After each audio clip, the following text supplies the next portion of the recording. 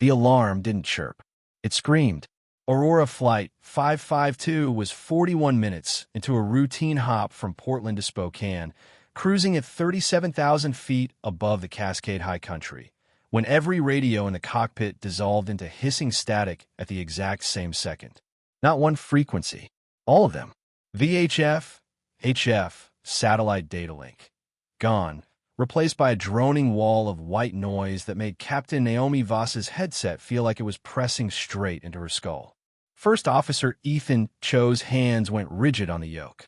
Center, Aurora 552. Do you copy? Nothing. He tried again, voice climbing half an octave. Center, Aurora 552. Anybody? Naomi didn't move. Didn't blink. Her eyes swept the instrument panel with a stillness that looked almost wrong given what was happening. The transponder flickering, GPS position jumping 15 miles sideways, then snapping back. The A-car's uplink frozen mid-transmission. That's not a failure, she said quietly. That's jamming. Ethan turned to her, sweat beading at his hairline. Jamming? Who jams a commercial flight? She didn't answer. Somewhere behind her calm gray eyes, 22 years fell away in a single breath, and something old and buried stirred awake. If you've ever wondered what happens when the sky goes silent and one person still knows exactly what to do, stay with this one to the end, because it's the reason this channel exists. And if that sounds like a kind of story, hit subscribe before the static clears. Because in 11 minutes, 3 fighter jets were going to hear a voice on a frequency nobody used anymore. And they were going to freeze. Naomi Voss was 46 years old, and almost nobody on Aurora Flight 552 knew her real story. To her passengers, she was Captain Voss, steady hands, 12 years with the airline, the kind of pilot who made smooth landings and dry jokes over the PA. To Ethan Cho, she was simply Captain, a woman 12 years a senior who ran a tight cockpit and never raised her voice. What none of them knew was that Naomi had spent 18 years in the United States Air Force before that, the last 11 of them as an electronic warfare officer flying backseat in EA-18G Growlers, and later commanding an EW test squadron that didn't officially exist on any public roster. Her call sign, earned after a mission over the Strait of Hormuz that was still classified, had been Warlock, because she could apparently make enemy radar see ghosts, and because, as one wingman put it, she talks to jamming signals like they're people, and somehow they listen. She retired at 42, quietly, after a program cancellation buried her final unit's records under a different name. To the Air Force's official history, Warlock was a myth junior pilots swapped stories about at bar nights, a legend nobody could confirm ever existed. She liked it that way. She'd traded classified briefings for boarding announcements, and most days, she didn't miss it. Today wasn't most days. Ethan, she said, voice level, pull up our last confirmed GPS fix before the drift started, and give me the emergency frequency guide. Now. He blinked. Captain, why? Because somebody down there just turned on something they shouldn't have. The Boeing 787 held altitude on autopilot, but every screen that should have shown a clean flight path now flickered with corrupted data. Airspeed readouts jumping, altitude ticking up and down in ways the aircraft physically wasn't doing. Spoofing, Naomi murmured, mostly to herself. Not just noise. Someone's feeding false signals into our NAV system. Ethan's knuckles were white on the yoke. I've flown 11 years and never seen this. Most pilots never do.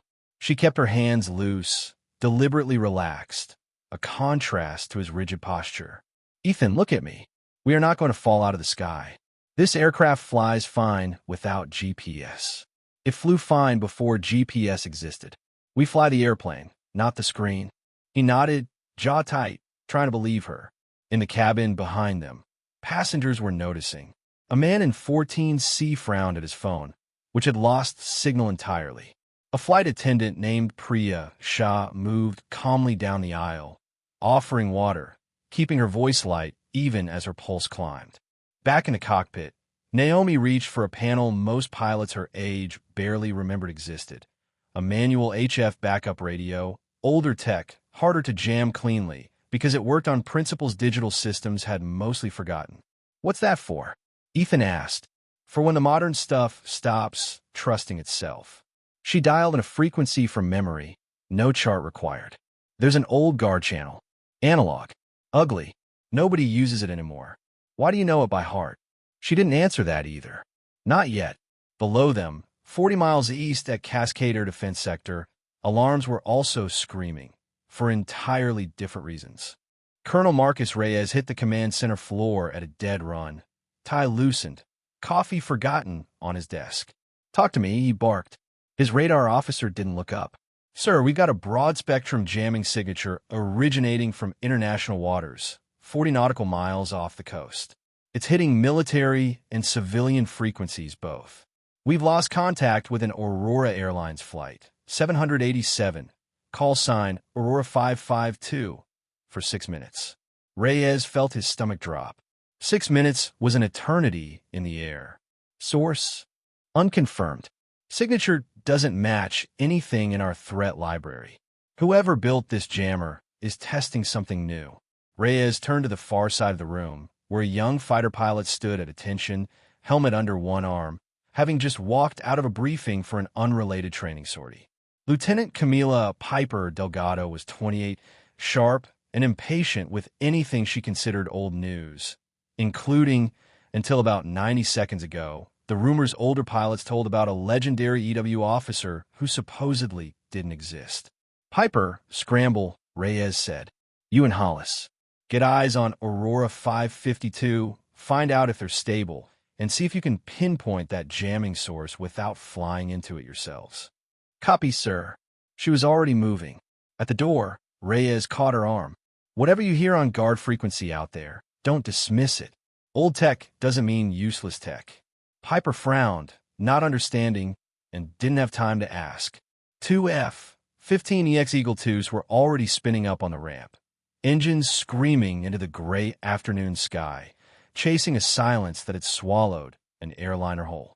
Inside Aurora 552's cockpit, Naomi worked the HF backup radio with the unhurried precision of someone who'd done it 1,000 times, though she hadn't touched a rig like this in years. Guard, this is Aurora 552, declaring an emergency, experiencing signal jamming and navigation interference, requesting any station, over." Static. Then, faint, warped by distance and interference, a voice. "Craft on guard, say again. You're broken and unreadable." That's a response. Ethan nearly shouted it. Barely. Naomi adjusted a dial with 2 fingers, fine and exact. "We need altitude separation from whatever's generating this." Ethan, request a climb, manual heading, dead reckoning off known terrain features. "We fly the mountains, not the screens." He hesitated only a second before nodding, hands finally steadying. "Copy." Climbing manually, tracking visual on Mount Solstice for reference. Behind them, the cabin held an uneasy quiet. Priya Shah crouched beside an elderly passenger whose oxygen concentrator had briefly glitched with the interference, murmuring reassurance she wasn't entirely sure of herself. Naomi keyed the HF mic again, voice flat and unhurried, the way it always went when things got worse, not better. "Any station on guard, this is Aurora 552, requesting fighter escort assistance and jamming source location. Over." This time the reply came back sharper, closer. "Aurora 552, this is Hollis, flight of 2 Eagles inbound. Say your altitude and heading." Naomi exhaled, the first real breath she'd taken in 6 minutes. "Hollis, we're climbing through flight level 390, and ma'am, you're about to meet someone I haven't been in a very long time." Piper Delgado banged her F-15EX through a thin layer of cloud, HUD flickering as the jamming brushed her own systems at the edge of its range. "Hollis copies contact," she radioed to her wingman. Visual in 10 seconds. The 787 emerged from haze ahead of them, wings steady, engines clean, flying like nothing at all was wrong, which, given what dispatch had told her about the jamming, felt almost eerie. "Aurora 552, Hollis flight. We have you visual, 2 ship. We'll escort you toward Cascade approach." A pause. "Ma'am, whoever's flying that HF radio, that's old school work. Where'd you learn guard frequency procedure like that? There was a beat of silence on the line before the reply came, calm, almost amused. Long story, Lieutenant. Focus on the jamming source for now. Something about the voice snagged at the back of Piper's memory, a cadence, an unhurried authority she'd only ever heard described secondhand, in stories other pilots told like campfire tales. She shook it off. Coincidence. Copy that. We're vectoring to sweep the coastline, see if we can localize the emitter. As the two fighters peeled off toward open water, Piper's wingman, Captain Dale Hollis, keyed a private channel. Piper, you hear that voice too? Hear what? Nothing. Forget it. But his jaw was tight because 12 years ago, as a young lieutenant himself, he'd sat through a mandatory EW briefing built entirely around techniques developed by an officer whose name had been redacted from every slide, except for one call sign that had slipped through just once. Warlock. The jamming intensified without warning. One moment, the HF channel carried Hollis's voice clearly. The next, a wall of digital noise slammed through every system on Aurora 552 simultaneously, harder than before, layered with a rhythmic pulse that made the cockpit lights flicker. Captain, Ethan's voice cracked. We just lost the autopilot. Full manual right now. Naomi's hands were already on the yoke before he finished the sentence. Muscle memory from decades ago, answering faster than thought. The aircraft yawed slightly as competing signals fought for control of systems that should never have been vulnerable to outside interference in the first place. This isn't random jamming, she said, mostly to herself, eyes narrowing at a pattern only she seemed to recognize in the chaotic static. This is a directed pulse. Someone's testing an attack profile, and we just walked into the blast radius. In the cabin, the sudden yaw sent a tray cart sliding, a child's cry rising over startled murmurs. Priya Shah braced herself against a seat back, voice pitched calm and clear. Folks, we're okay. Please stay seated. The seatbelt sign is on for a reason, not for alarm. On the flight deck, an amber warning lit across 3 systems at once. Hydraulic pressure irregularity, cabin pressurization fluctuation, and an electrical bus anomaly, all cascading from the same jamming pulse. Ethan, hand fly her level, Naomi said, voice a flat, steady wall against the chaos. I need 30 seconds to isolate what's actually failing versus what's just being spoofed to look like failure. And if you're wrong, she didn't blink. I'm not. 30 seconds felt like an hour. Naomi's fingers moved across the overhead panel with surgical precision, isolating circuits, cross-checking backup instruments against primary displays, hunting for the seam between real damage and manufactured illusion. Her training had a name for this kind of chaos, cognitive electronic warfare, designed not just to blind an aircraft, but to make its crew doubt their own eyes.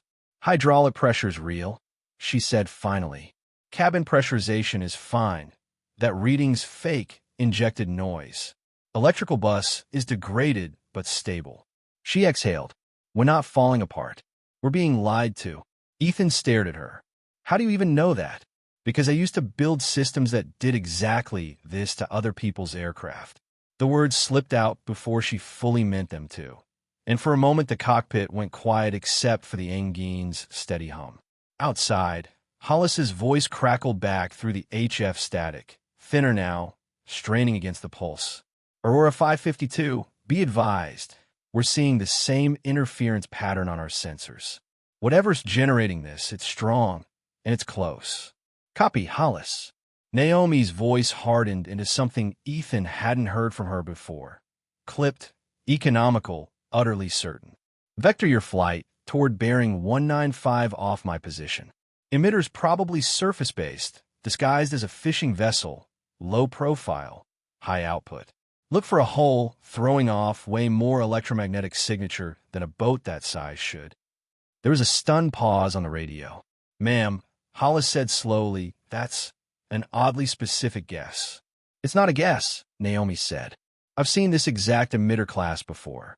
At Cascade Air Defense Sector, Colonel Reyes leaned over a radar console as a new track appeared exactly where the mystery voice on Aurora 552 had predicted. a vessel 43 nautical miles offshore, radiating an electromagnetic signature wildly disproportionate to its modest hull size. She called that within 2 miles, his radar officer said, disbelief plain in his voice.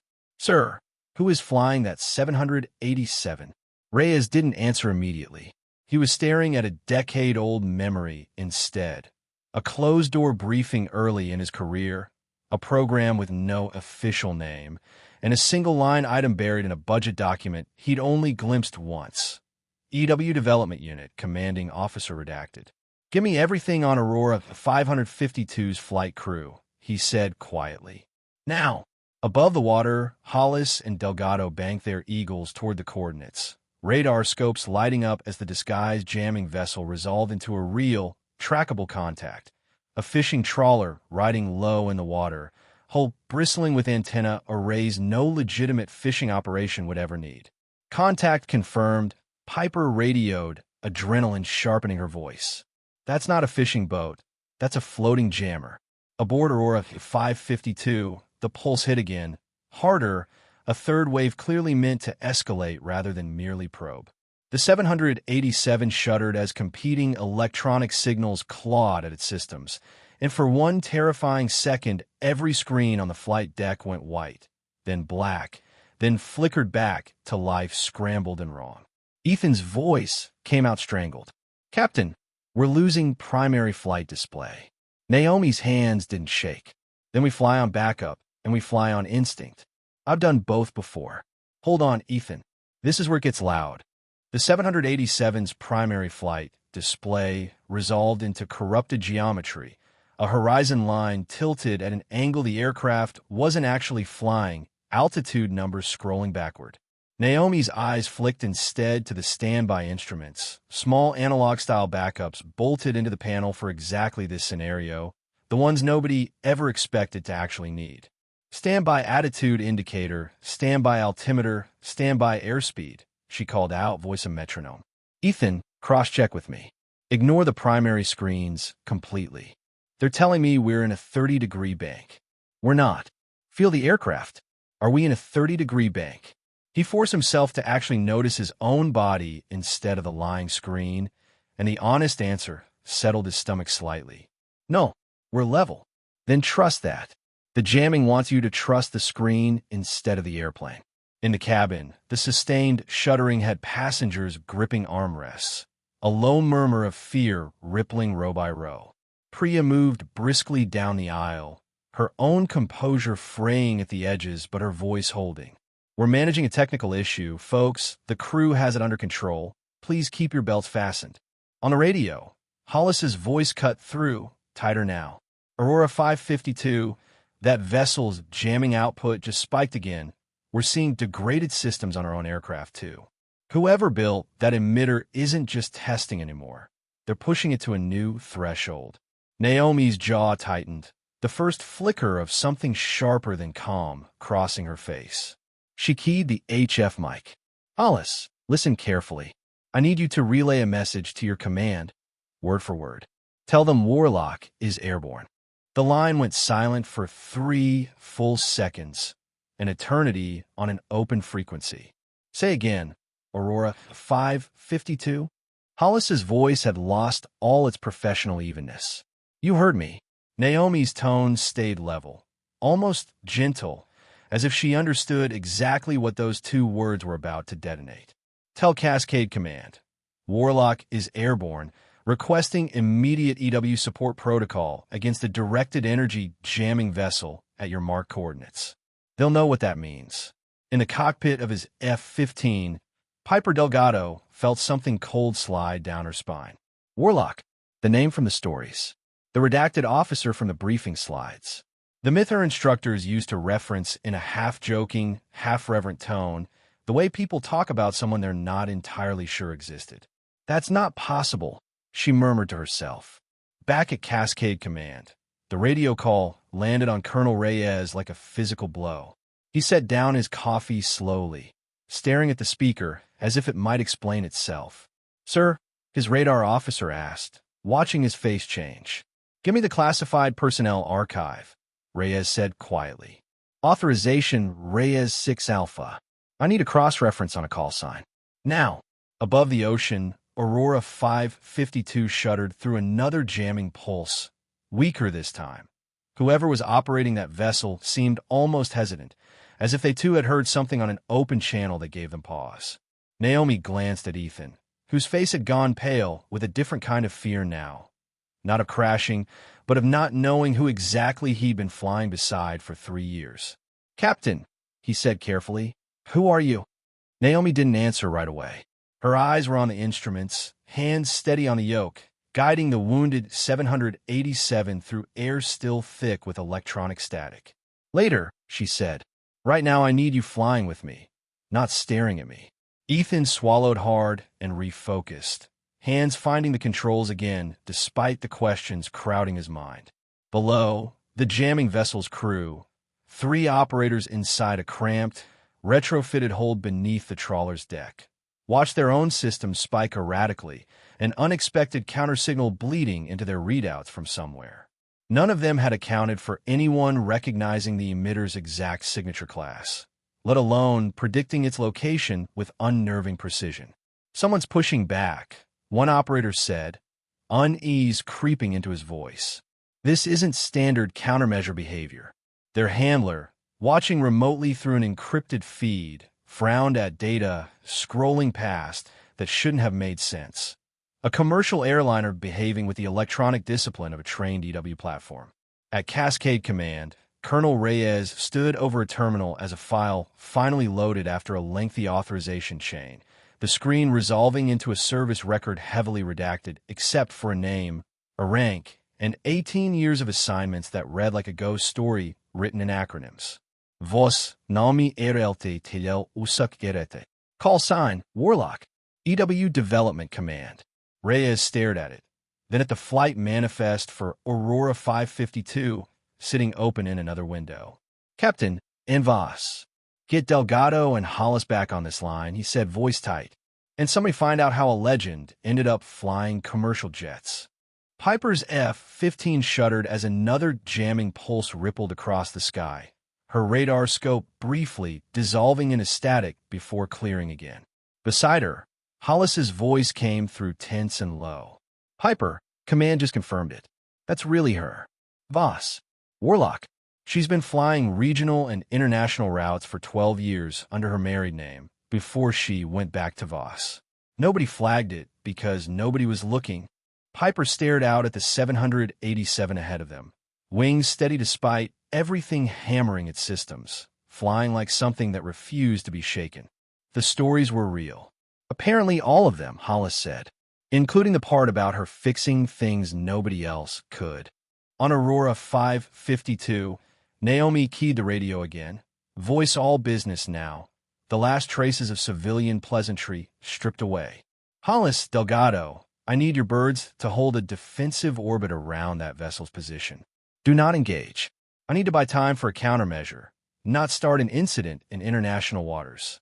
"Copy, standing by," Piper answered, and for the first time in her career, her voice carried something closer to awe than professionalism.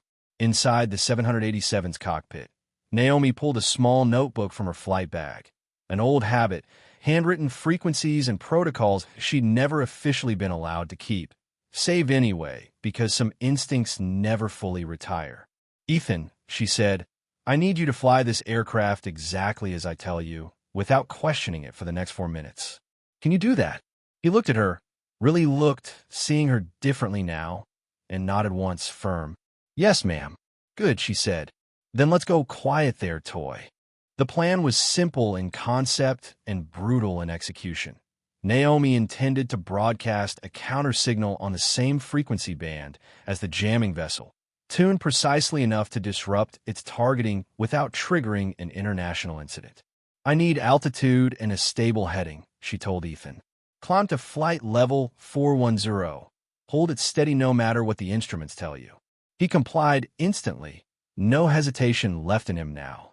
Naomi worked the HF backup radio with quick, precise adjustments, murmuring calculations under her breath, frequency offsets, pulse timing, value she hadn't touched in 4 years, but that lived in her hands like a language she'd never fully forgotten.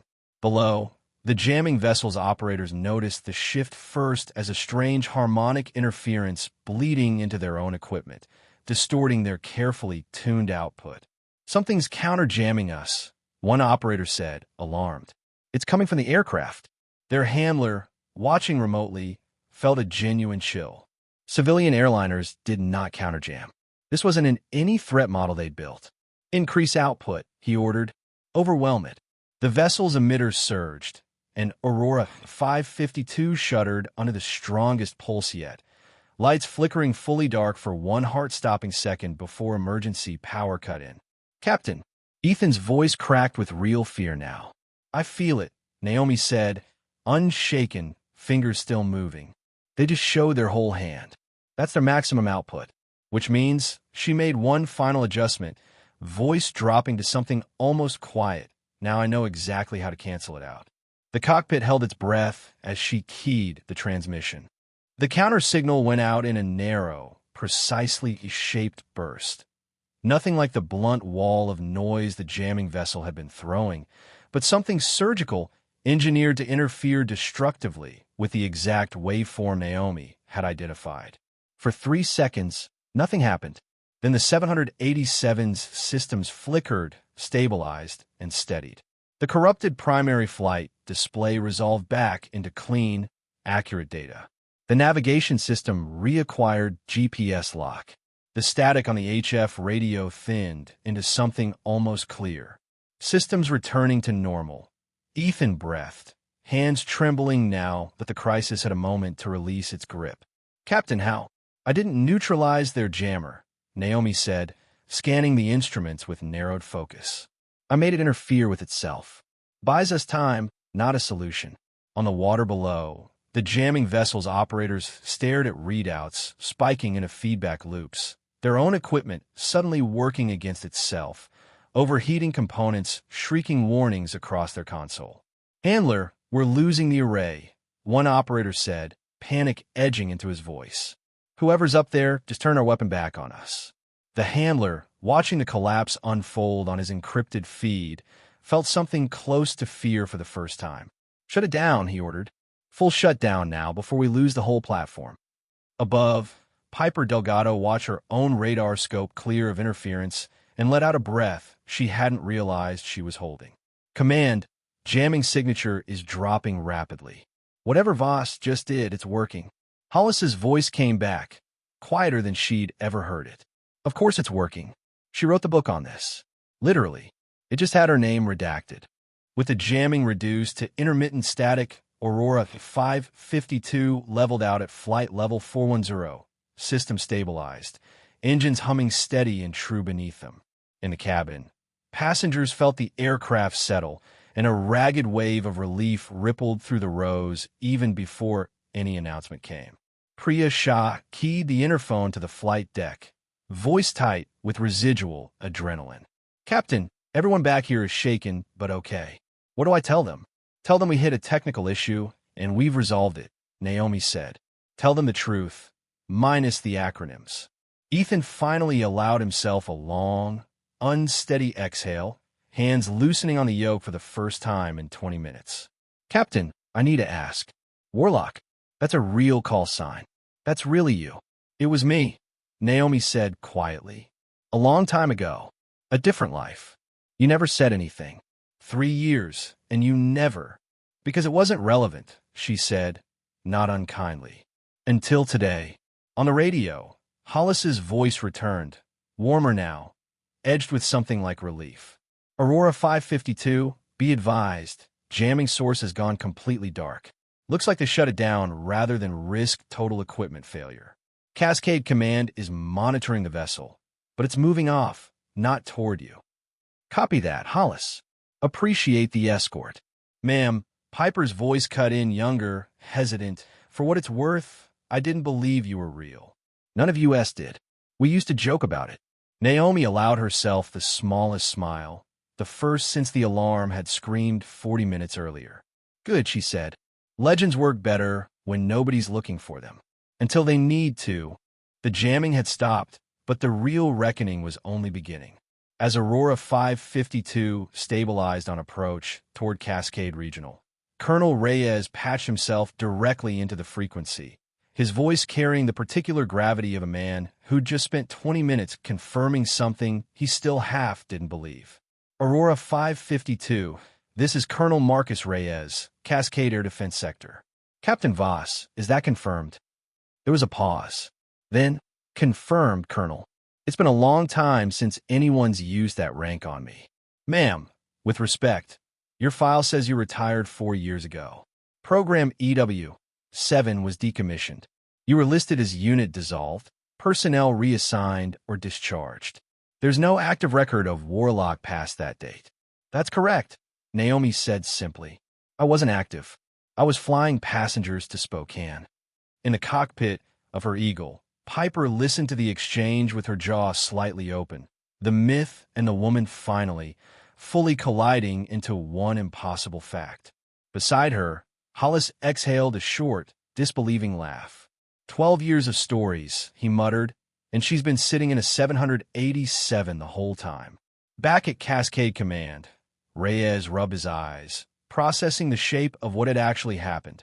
A program the Air Force had quietly buried, a legend everyone assumed retired into irrelevance, and a jamming attack serious enough to require exactly the expertise nobody thought still existed. Captain Voss, he said finally, on behalf of Cascade Sector, thank you. And I have some questions for you once you're on the ground. I imagine you do, Colonel, Naomi said. I'll have some for you too, starting with who authorized a live-fire-capable jammer to operate 40 miles off a civilian air corridor. The cabin had gone from fear to something quieter, a kind of stunned, grateful hush, as passengers began to piece together fragments of the radio exchange audible through open cockpit cabin channels during the emergency. A woman in row 9 leaned toward her seatmate. Did she just say, Colonel? Is our pilot in the military? Her seatmate murmured back. I think she was somebody important. Priya moved down the aisle, offering reassurance with a new note of genuine pride in her voice now, rather than practiced calm. Folks, we're safely past the issue, and I promise you, you were in very good hands today. Better than most of you probably realize. Up front, Ethan finally asked the question that had been building since the first radio call. Captain, why hide it? You could have told someone. It might have made things easier for you here. Naomi kept her eyes on the approach path, voice quiet but certain. Because the job was never about being known, Ethan. It was about the work holding up when nobody's watching. I didn't need anyone to know who I used to be. I needed this airplane to land safely. Today, both things happened to be true at once. He absorbed that in silence, something in his understanding of her, and maybe of the job itself, reorganizing quietly. Outside, Piper's Eagle held formation off the 787's wing. Close enough now that through the cockpit glass, she could see Naomi's comm profile at the controls, a woman who'd spent 20 years erased from official memory and 40 minutes reminding everyone exactly why she shouldn't have been. Command, Piper radioed, voice unexpectedly thick, escort holding steady. And for what it's worth, some legends are worth keeping. Reyes wasn't finished. As Aurora 552 continued its approach, he pulled a second, more urgent thread. Captain Voss, one more thing, he said. The jamming vessel's handler transmission. We intercepted a fragment before shutdown. They referenced confirming Warlock protocol viability. Ma'am, that phrase isn't public. It's not even in most classified summaries. Someone specifically wanted to know if your old countermeasure techniques still worked. The cockpit went very still. Naomi's eyes narrowed, the pieces sliding into place with the cold clarity of someone who'd once built her career reading exactly this kind of signal. That wasn't a random test, Colonel. That was reconnaissance. Someone wanted field data on how modern aircraft, and specifically how I would respond to that emitter class. You think this was targeted at you personally? I think, she said carefully, that a program the Air Force declared dead 4 years ago just got tested by someone who clearly didn't believe it was dead at all. Ethan glanced at her, unease flickering across his face. Captain, that means... It means somebody's been watching for Warlock long after the Air Force stopped looking, Naomi finished. And today, they found her on the ground at Cascade Regional. Emergency vehicles stood ready along the runway as a precaution, though everyone monitoring the approach now understood the aircraft descending toward them wasn't the story. The woman flying it was. Reyes's voice returned, quieter, weightier. Captain Voss, when you land, there are people who are going to want a very long conversation with you. I know, Colonel, Naomi said. Let me land my passengers first. Then I'll answer for whatever needs answering. The final approach into Cascade Regional unfolded in a strange, suspended calm. The storm behind them, the reckoning still ahead, and 40 minutes of crisis compressing into the ordinary rhythm of landing checklists. Gear down, Naomi called, voice returning fully to procedure now. Gear down, 3 green. Ethan confirmed, his hands steady, his understanding of the woman beside him permanently altered. Piper and Hollis peeled their eagles off in a wide, respectful arc as the 787 crossed the threshold, touching down with a smoothness that belied everything that had happened 40 minutes earlier. A landing so clean that several passengers actually applauded. Unaware, they were thanking a former electronic warfare commander for reflexes 20 years in the making. As the aircraft taxied clear of the runway, Reyes's voice came through one final time before frequencies fell quiet. Nice landing, Captain. Cascade Ops will meet you at the gate. Copy, Colonel. Tell your intelligence people I'll want to see whatever data they pull off that vessel before anyone writes a report without my input. I don't think anyone's going to argue with you today, ma'am. In the cabin, applause faded into the low murmur of relieved passengers gathering bags, checking phones, calling loved ones now that signal had returned. None of them knew the full shape of what had happened 40,000 feet above them. Not yet, but every one of them understood, in some instinctive way, that they'd been flying with someone extraordinary. Ethan powered down systems methodically, then glanced sideways at Naomi one last time before the cockpit door opened to the world outside. Captain, he said, thank you for trusting me to help fly her down. You did good, Ethan, she said. Better than good. Ground crews swarmed the aircraft with the particular urgency reserved for emergencies, though by the time the jet bridge connected, most of the danger had already resolved into paperwork and questions. Colonel Reyes himself waited near the gate, a small contingent of uniformed personnel behind him, drawing curious stares from disembarking passengers who hadn't expected quite this level of reception for a delayed flight to Spokane. Naomi stepped off the aircraft in her airline uniform, the same one she'd worn 1,000 times before, and yet Reyes straightened almost instinctively as she approached, an old reflex, saluting a rank that technically no longer existed. Colonel Voss, he said, catching himself. Saw the Captain Voss. Either works today, she said, a tired but genuine warmth in her voice. How's the vessel situation? Coast Guard's shadowing it. It's flagged under a shell registration, predictably. We'll get answers, but it'll take time. He hesitated. Ma'am, I have to ask off the record. Did you know this might happen? Is that why you kept your old frequencies memorized? Naomi considered the question honestly. No, I kept them memorized because some things you don't forget, whether you want to or not. I never expected to need them again. I'm glad I still could. Nearby, Piper and Hollis had landed and made their way over, still in flight suits, both watching Naomi with the particular expression of people meeting a myth in the flesh for the first time. Ma'am, Piper said, a little uncertainly. For what it's worth, the stories didn't do you justice. Naomi studied the young pilot's face, seeing in it an echo of who she'd once been. Sharp, hungry, certain the sky owed her nothing but a chance. Good, she said. Go earn your own stories, Lieutenant. Mine already happened. That evening, in a windowless briefing room at Cascade Air Defense Sector, Naomi sat across from Reyes and 2 intelligence officers who'd flown in on short notice, laying out everything she remembered about the jamming vessel's signal architecture with the same unhurried precision she'd shown in the cockpit. The waveform matches an early prototype from a joint research effort my old unit consulted on nearly 6 years ago, she said, sketching frequencies on a whiteboard from memory. It was shelved. Officially. Somebody clearly kept building it anyway, and somebody else clearly wanted field data on how it performed against countermeasures I designed. One of the intelligence officers, a sharp-eyed woman named Officer Reyna Osei, studied the board carefully.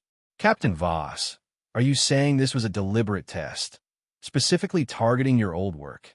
I'm saying it's too precise to be coincidence, Naomi said. Someone's been tracking that program long after it was declared dead. That's not a comforting thought, but it's the truthful one. Reyes exhaled slowly. Which means Warlock isn't as buried as everyone assumed. Doesn't sound like it, Naomi agreed. Osei studied her for a long moment. There's a reactivation clause in your old separation paperwork, ma'am. Contingent consultancy status. It's mostly a formality nobody expected to use. Naomi met her eyes, weighing 20 years of history against the quiet, ordinary life she'd built since. The boarding announcements, the layovers, the version of herself nobody questioned. I'm not asking you to come back full-time, Reyes said carefully. But if this program is being tested by someone hostile, we need people who actually understand it. Not just its specs, its architect. Naomi was quiet for a long moment before she finally spoke. I'll consult, she said, but I keep flying passengers. That part isn't negotiable. 3 days later, Aurora Flight 552 sat on the tarmac at Cascade Regional again, this time under far calmer circumstances, preparing for its return leg to Portland. Ethan Cho ran the pre-flight checklist beside Naomi with a new kind of attentiveness, less nervous now, more curious. You're really doing both? He asked. Flying us and consulting on classified jamming countermeasures? Turns out you can hold two lives at once, Naomi said, scanning the overhead panel. You just have to be honest about which one's driving on a given day. Priya Shah stopped by the cockpit door before boarding began, offering a small, genuine smile. Passengers keep asking about you, Captain. Word got around. There was a news segment last night. Naomi grimaced faintly. I was hoping to keep that quiet. Some things don't stay buried, Priya said gently. Not after what you did. Outside, on the ramp, Piper Delgado stood near base operations, watching the 787 through the chain-link fence with an expression somewhere between admiration and resolve. She'd requested and received a transfer into an electronic warfare specialty track that morning. Inspired, though she'd never fully admitted aloud, by 40 minutes of radio silence and a voice that hadn't panicked once. Colonel Reyes, walking past, noticed her watching. Thinking about a new direction, Lieutenant. Thinking there's more to this job than dogfighting, Piper said. Warlock proved that. Reyes allowed himself a small smile. She'd probably tell you the real lesson is quieter than that. Something about doing the work when nobody's watching. Piper glanced toward the runway as Aurora 552 began its taxi, engines humming steady, ordinary, extraordinary all at once. Yeah, she said. I think I'm starting to understand that. The flight to Portland was uneventful. Clear skies, calm winds, a routine so ordinary it felt almost surreal after everything that had happened 3 days earlier. Ethan handled most of the radio calls himself this time, more confident, less anxious, occasionally glancing sideways at Naomi with something like quiet respect that hadn't fully existed between them before. Can I ask you something? He said, somewhere over the Columbia River. Go ahead. Are you scared? Knowing someone out there specifically tested a system built around your work. Naomi considered the question honestly, the way she considered most things. A little, she admitted. But fear's not the same as being unprepared. I spent a long time learning how to work through both at once. That doesn't go away just because I traded a flight suit for a blazer. Ethan nodded slowly.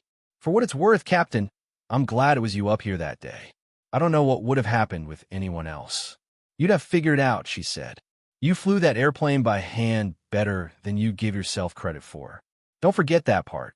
As the 787 began its descent into Portland, the city spreading gold and glinting beneath scattered clouds, Naomi allowed herself a rare moment of stillness. Not triumph. Exactly. Just a quiet settling. The particular piece of having done difficult work well and come through it whole. Somewhere behind her, passengers gathered belongings.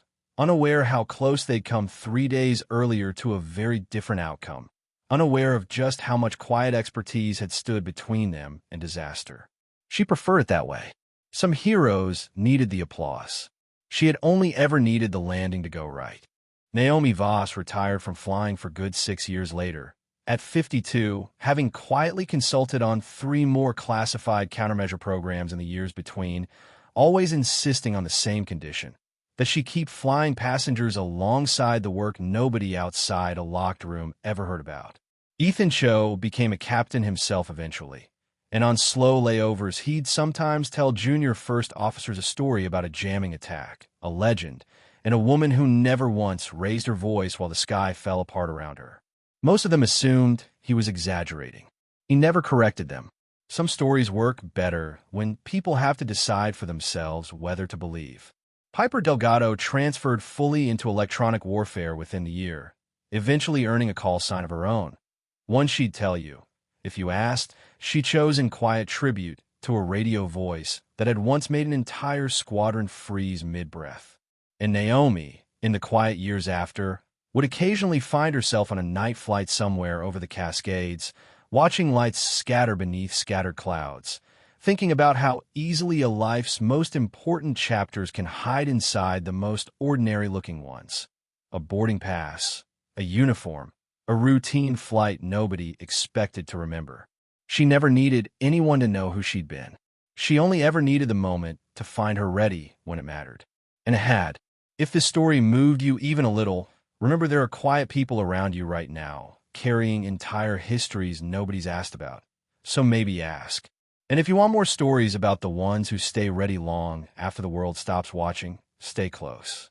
There's always another legend waiting to come back online.